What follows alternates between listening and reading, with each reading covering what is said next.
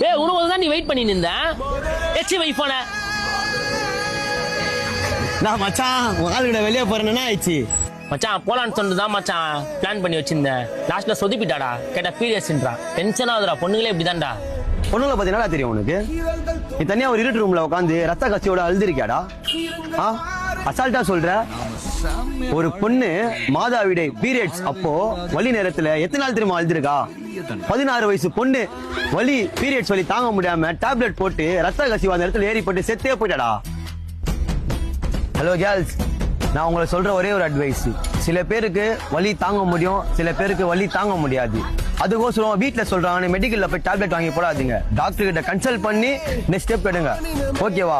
நம்ம எதுக்கு வந்தோம், எதுக்கு இருக்கோம், எதுக்கும் லீவ் தராங்க? பெண்கள் மாதாவிடை பீரியட்ஸ் பார்ப்பதுக்கோசரம் 2 நாள் லீவ் தந்தே ஆகணும். அதுக்கோசரம் கண்டிப்பா நான் போராடுவேன். என் கூட இவ்வளவு போராடுவோம். எத்தனை பேர் இந்த வீடியோ கேர்ள்ஸ் பாக்குறீங்க நீங்களே ஷேர் பண்ணி போராடுங்க. கண்டிப்பா உங்களுக்கு இது பலன் கிடைக்கும். ஓகேவா?